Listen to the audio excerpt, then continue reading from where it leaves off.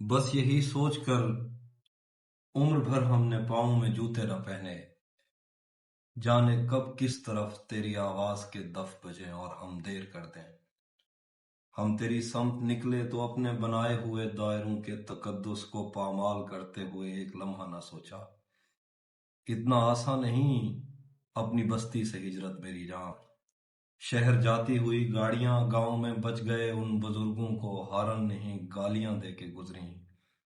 कितने दिन हो गए तेरी जुल्फों के साए में आए हुए, फिर भी कोई खला है जिसे तेरी मौजूदगी भी नहीं भर सकी।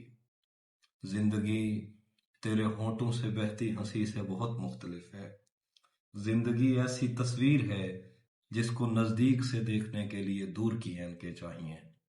जिन जवान लड़कियों के बुढ़ापे का सोचा नहीं था, आज उनकी लबों और भवों और बालों में भी बर्फ है।